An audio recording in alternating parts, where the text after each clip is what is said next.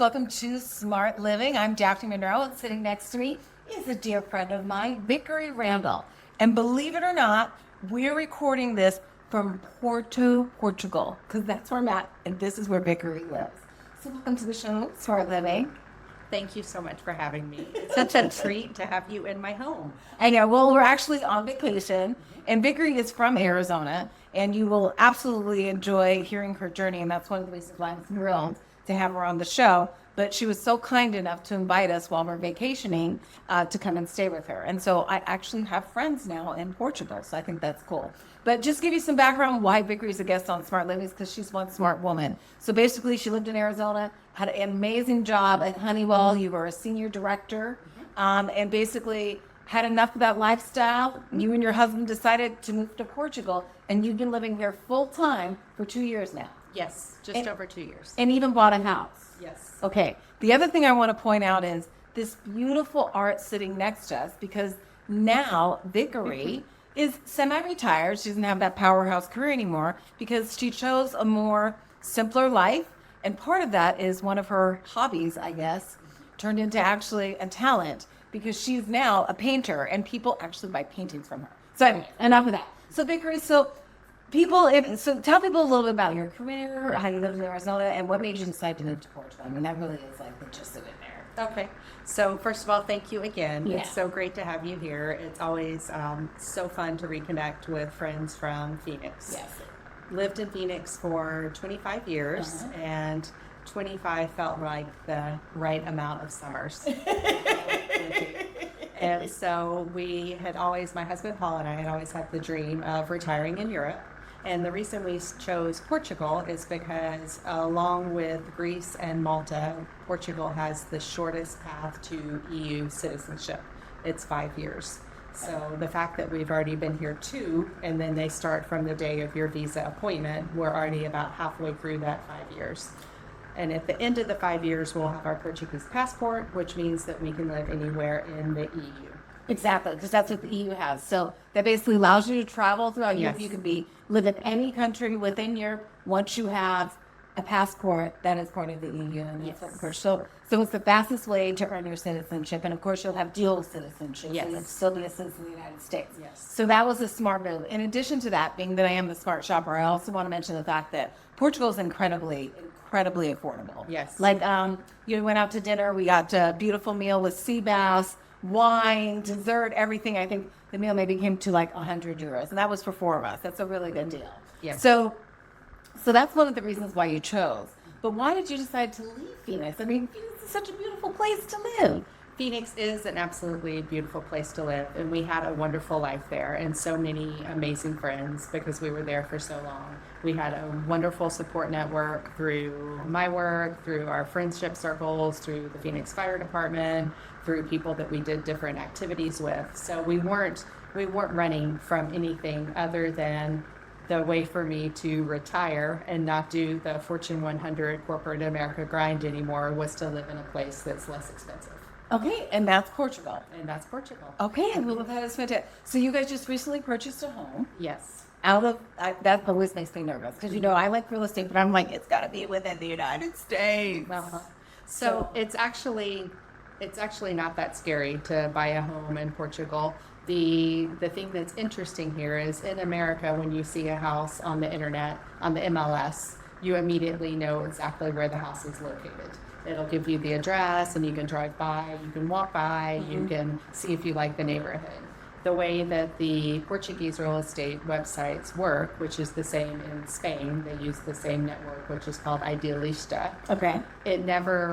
There's privacy in Europe, so it never reveals the exact location of the home. Okay. And so you can get an idea of the area from a dot on the map. Maybe if you're really good at Google Maps and they showed a picture of the outside of the house, you can figure out which one. Really? But until you work with a licensed realtor, You can can't you actually find out the actual, Do they have address. for sale signs outside? Yes, for they sale? do. Okay, so Yeah. they do at least do that tomorrow.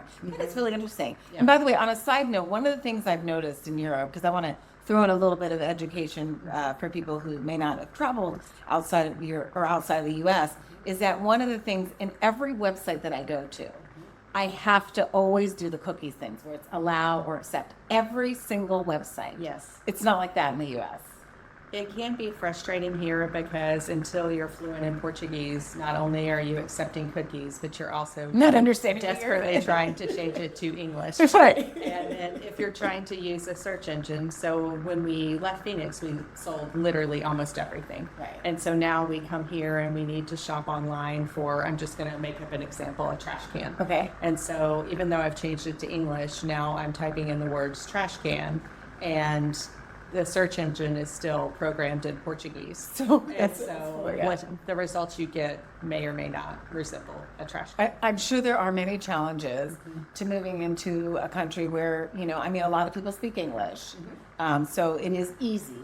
But the main language here is Portuguese. Yes, and it's European Portuguese, which is different than Brazilian Portuguese. But you have a lot of Brazilians in Portugal, I guess, too. So, and yes, the language is different. The two different languages that people need to be aware of. So, okay, so you decided to move there. It was just mainly because you're just kind of done in the purple grind.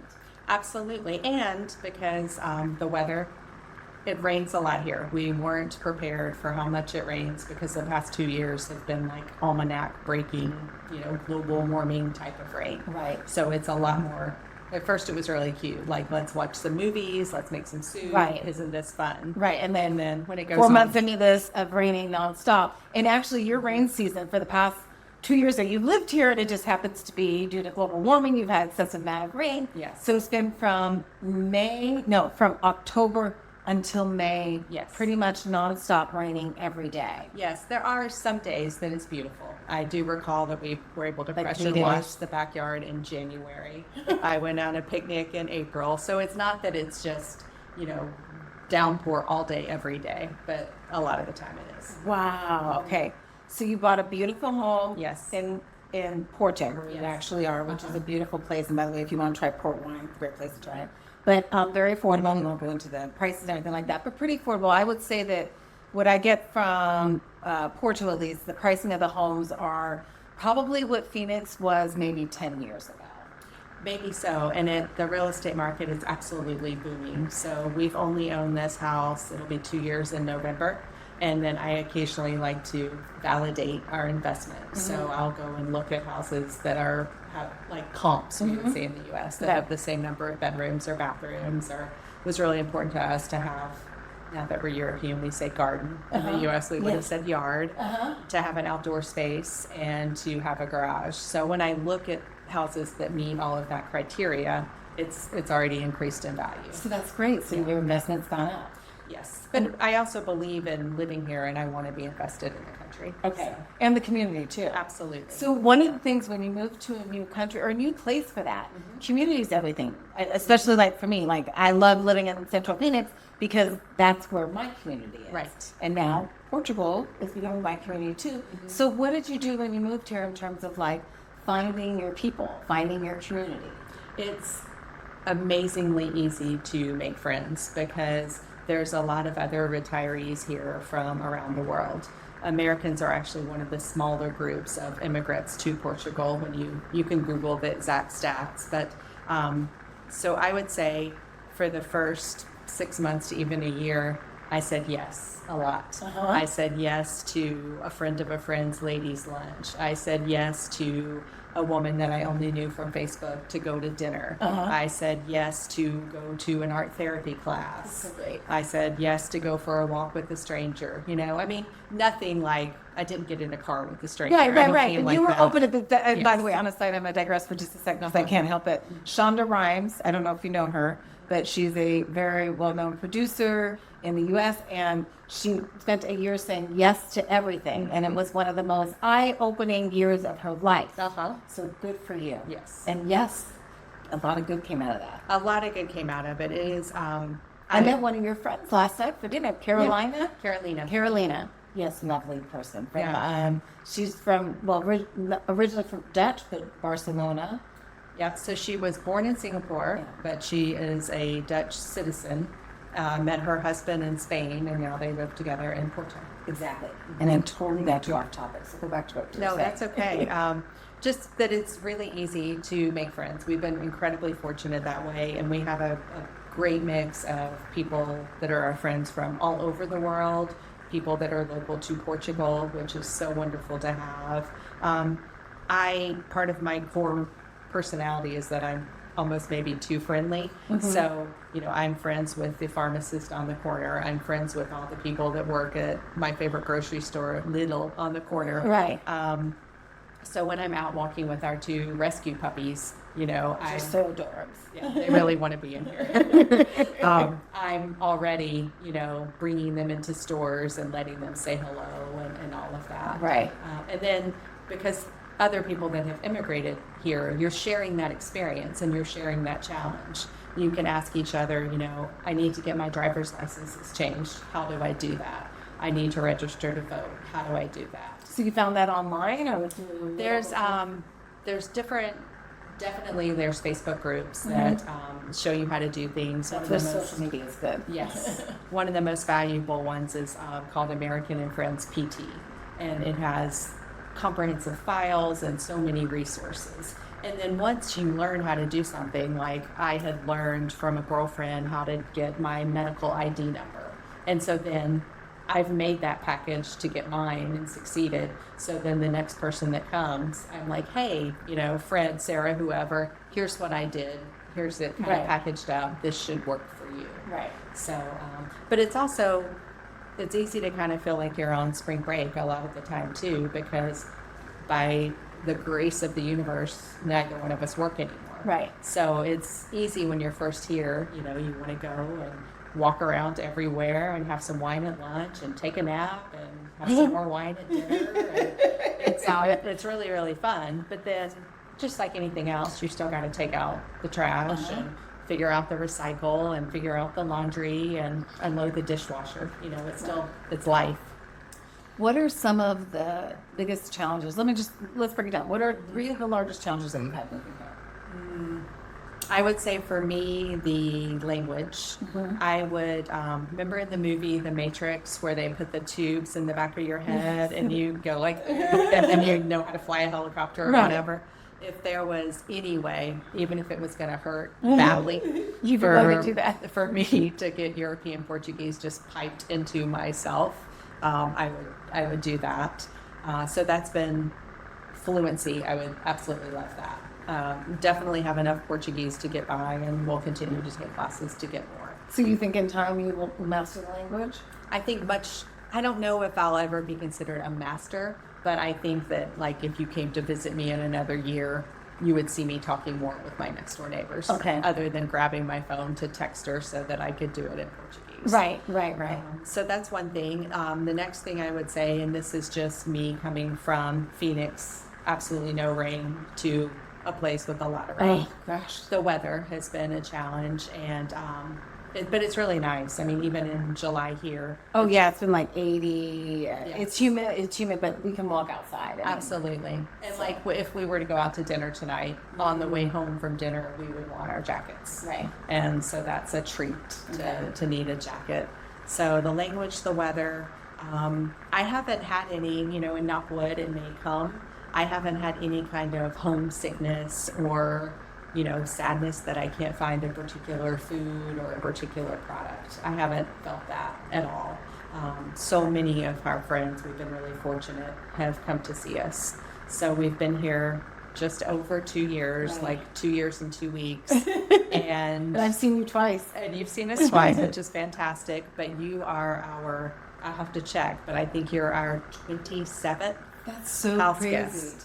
And so, So you're not lonely. not at all, but I wouldn't have been lonely even if the people hadn't have come. Right. So I think that's a little bit of a balance, is trying to foster the new friendships you're making here, but then also either making the choice to integrate the groups like we did last night at dinner, or just, your friends here kind of understanding, I've got people in from Arizona that I haven't seen in how many ever years. I'm going to give them my focused attention for the next week. So sorry if I missed your birthday dinner, but I'll catch up with you when they leave. Right. But everyone's kind of doing that juggle. I do think that we need to do a little better job about figuring out our boundaries with people staying in the house. We're getting better about it, but we just get so excited for people to come. Yeah, let's do it. Sure. Yeah. So, Because you're like, oh yeah, I can stay for however long you want. I'm like, Vickery. Yeah. No, you've got things to do, and you've been so hospitable. Am I saying that? It's been wonderful. Yeah. So one of the things that I actually love about Portugal, I would say in Spain, and those two countries, is the kindness of everybody. I don't feel like I'm not wanted here, right? Especially in Portugal. Especially in Portugal, I would say in parts of Spain, like Barcelona, I heard they were spraying Americans with water because they wouldn't experience that. But that's they're targeting the wrong group. I don't think it was Americans in particular. Right, I it was just think the it's Airbnb. It's so completely over. There's too much tourism, right? And I don't know how you can control that. And if you feel like maybe you can't find housing or if you can't find a job, I think that was just their way. It's frustration with frustration. And justifiably. So I say jokingly, but justifiably. Yeah. And by no means did we have any problems in either Spain or Portugal. But the kindness, and the other thing is the lifestyle. It is, now I know I'm vacationing and not working, but it does seem like nobody really works. I know people are working because I saw them picking up trash today.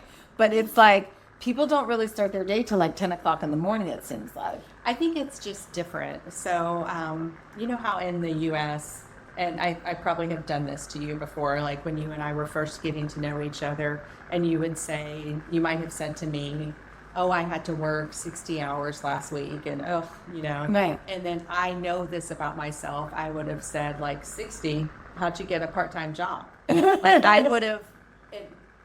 It's like we're competing. It was a competition, and if you told me you had an early call, I would have reminded you that I started work at 4:30 in the morning frequently. That's miserable. Especially with daylight savings time when I worked for an East Coast-based company. So that was kind of like cool to say, like, I worked more. I was so busy. Yeah, that's not here. It's not here at all. They look down upon that. I think they just don't understand why we would do that to ourselves and why we wouldn't value our own well-being and our families and our friendships more than that. Yeah, they work to live. They don't live to work. Yes. But, the earliest appointment I've ever had here, other than something medical, would have been like at 9 in the morning. Yeah. And then it's so funny, like, there's no such thing as eating dinner at like 5 or 6 o'clock. Like, no. Having dinner at 7 is early. Like, usually people have dinner around 8 or 9. Yes. Yeah. 8 is the most common, like, dinner time, whereas we always ate at 6. Oh my gosh. And they, in moderation too, but wine is present in every meal from afternoon till evening. And it's just something that is just done. It's part of, the culture here, and it's done respectfully too. Yes. But girl, let me tell you, get a bottle of wine for $3, and it is a good bottle of wine. Absolutely. That's the other thing I love about Portugal. And the food is so inexpensive. So Vickery's also, hence name Smart Shopper, and we're friends. So she definitely is somebody that lives on a budget, but she also, therefore, she's mindful. So she took us out to lunch. Please tell my listeners about this fabulous lunch we went to the other day. Okay, so since we have lived in Portugal, I have not driven a car in Porto. It's very much a pedestrian safe walking city, and I really prefer walking. I can drive, of course. I just don't really like to. I don't like to. Well, it's a very busy city. It's dense. There's cobblestones. It's just parking, it's a lot. So anyway, I find places all around our house. The place that you and I went earlier this week is literally a 2-minute walk. Yeah. And the daily special is the least expensive one in my neighborhood, but it also doesn't include everything. Anyway, your lunch is €4.70. Right, and euros is almost dollar for dollar. I mean, almost. I think like $1.10 today. I think the conversion rate is like it takes $1.08 to equal a euro. So it's almost equal. So when she says $4.75, consider it like $4.80 or $4.90, right? Right. American dollars. So we got. So I got like the cod. Yeah. The right? bacalhau. The bacalhau is what it's called. So it's like almost like a fried cod, but it's not breaded, and it has all these onions on it and peppers and stuff. And then they give you these little potatoes that are with it, and then you get like bread, and then we had like the half a liter of wine, each of us, and it came to €4.75. Yeah, of course, yeah. Yeah. Under €5. Yeah. I mean, it is so inexpensive. And then, Eric and I love to go to the grocery stores when we, go any place. Yes. So we went to Lidl. My favorite. Right, which is right down the street. And so they have like cornflake cereal, like a huge box for $1.50. You can get oat milk, like in a carton for 99 cents. I mean, and then they have like, I didn't see how much like the shrimp and seafood was, but it was really cheap. So It's definitely less than in America. And but the thing is, I love Costco with all my heart. And so I would go and get like the giant box Can't do that. of apples. You just absolutely can't do that here. I mean, you could buy that many, but you would need to eat them within 1 or 2 days. because there's all their food is so fresh here. And amazing. Amazingly fresh and delicious. And so basically you're encouraged to go to the market almost every other day. It's not like an American. That's something I actually admire about Europe in general, because nothing is in excess. Right. The other thing that I really like, especially about Portugal and Spain, that I noticed was advertising. You do not have advertisement in your face. It is, I feel like the theme is more about, let's make the city about our community and build it around that instead of building it around people making money. So that is a huge thing for me. So of course there are pros and cons in any place where you live and where you go to, but I will say definitely my heart, and I'm so happy that you guys are enjoying your lives here in Portugal, and I have friends here. Yes. Okay, one other thing I want to touch on is, let's talk about this art. Okay. Girl, this is beautiful stuff. Thank you. You just like picked all this stuff, pop, pop, pop, pop. And by the way, I told her every year I'll come, and then if you guys want to buy anything, I'll bring it, and then you can come get it from me, okay? So anyways, but tell me, so was this like a hobby of yours? Now, I know last year when I came to see you, you're like, yeah, I'm painting, but were you a painter before this?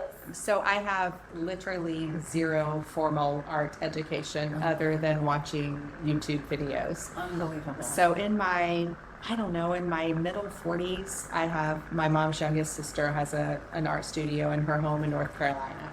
And so we went to visit her one Thanksgiving, and she and I did what's called, and you can Google this, a dirty pour. Okay. Basically, you just do layerings of acrylic paint with some WD-40, some glue, and in a little cup. Oh, okay. And so then you pour it onto the canvas. Okay. And then kind of do, this motion to swirl it around.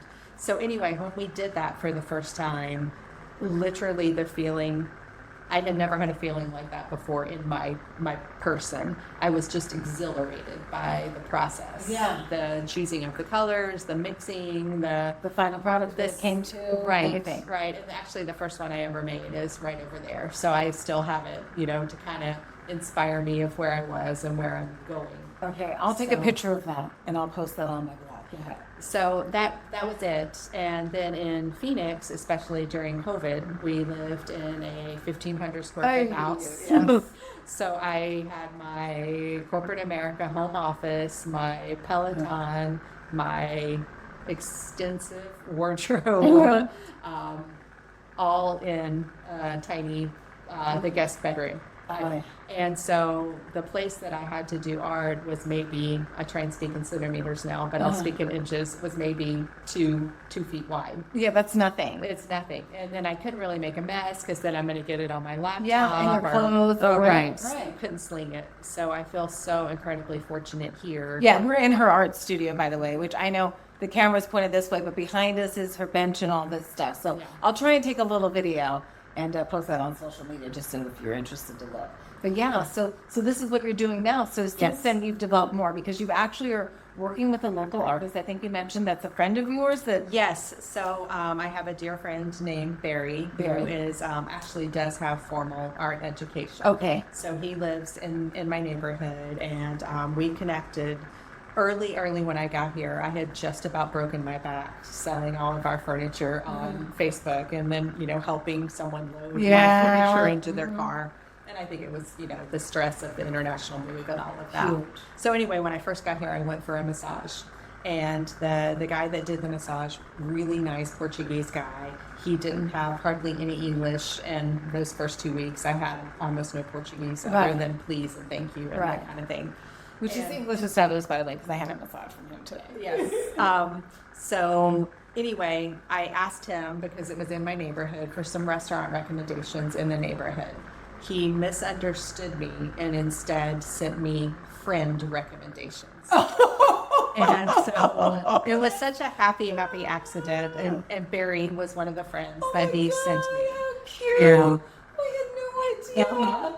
That's so funny. So now you and Barry are friends. Yes, we've been friends for over 2 years now. And when I was fortunate enough in March to have an art show, it was Barry that came and picked me up here, helped me load in, 30 or how many ever paintings we took. We went to it was a restaurant bar where we had the art gallery type showing. And he helped me, figure out how to hang everything. Wow. And he has such an amazing eye because maybe, I had thought that like this painting goes this way, and then he would flip it around, or He gives you a different way. perspective, I think. And I would be like, oh wow, that Yeah. really is cool. Yeah, what a Yeah. wonderful partnership you guys have. Because you're Yes. mentioning that, I'm like, that is so lucky. It's almost like, and I've told you this over and over again. Like, Vickery, you created such a beautiful life for yourself. Like, I admire you for being brave, for realizing that you weren't happy with the life that you were living, and that you were smart enough to know that you need to make good choices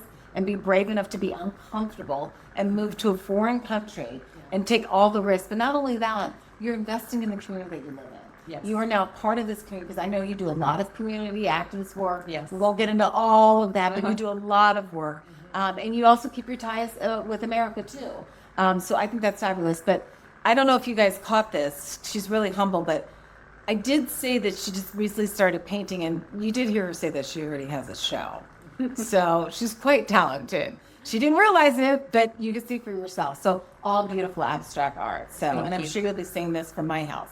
Anyways, I'm going to wrap this up, so we'll go on and on and on. But Vickery, thank you so much for taking the time to show. Oh, wait, one more important thing. So can you tell me one way that you really save money? Even though we know Portugal is really inexpensive. But can you give my listeners a smart shopping tip?